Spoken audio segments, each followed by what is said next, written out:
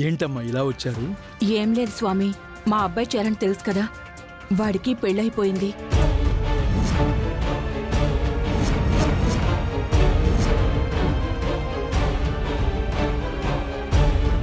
ఏం మాట్లాడుతున్నావమ్మా?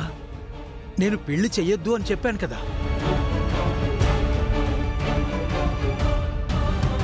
అతని జాతకంలో గండం ఉంది. ఆ గండం వల్ల ఏ అమ్మాయిని పెళ్లి చేసుకున్నా ఆ అమ్మాయికి చావు తప్పదని నేను ముందే చెప్పాను కదా.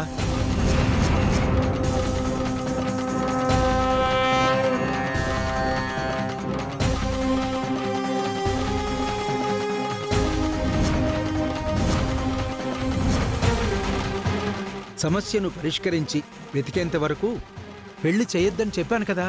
అంటే చెయ్యాలని చేయలేదు, అవతల వాళ్ళు ఫోర్స్ చేశారు. ఆంటీ పరువు తీస్తానని బెదిరించారు. దాంతో భయపడి తప్పని పరిస్థితుల్లో. అవును గురువుగారు, బహుశా వాడికి పోవాలని ఉంది కాబట్టే ఆ చావే దాన్ని అలా ముందుకు తీసుకొచ్చిందేమో అనుకున్నాను గురువుగారు. ఏంటి, చరణ్ జాతకంలో దోషం ఉందా? అతన్ని పెళ్లి చేసుకుంటే మొదటి భార్య చనిపోతుందా? అంటే నేను చాలా పొరపాటు చేశారు తల్లి.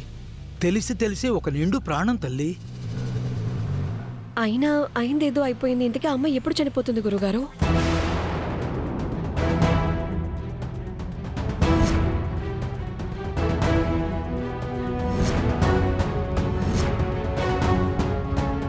భువన,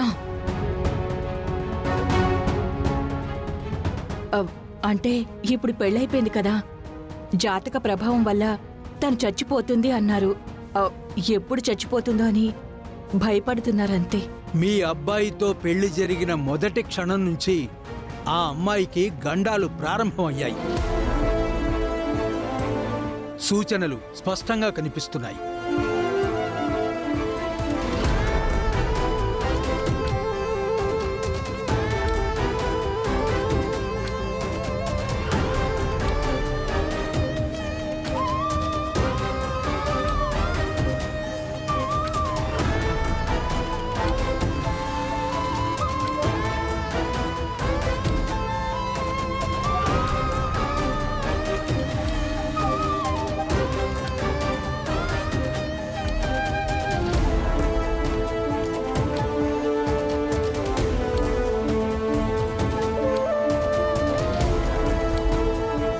పెళ్లి జరిగిన 30 రోజుల్లో ఖచ్చితంగా తనకి చావు ఏదో రూపంలో వచ్చి తీరుతుంది.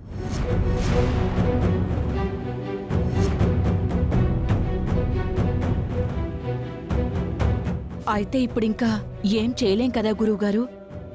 నా కోడలు చచ్చిపోతుందేమో అని బాధపడ్డం తప్ప. నీ కోడలు చనిపోతుందని నువ్వు బాధపడుతున్నావు. ఈ అనర్థం గురించి నాకు ముందే తెలిసినా కూడా ఆ చావుని ఆపలేని పరిస్థితిలో నేనున్నందుకు నాకు ఇంకా బాధగా ఉందమ్మా.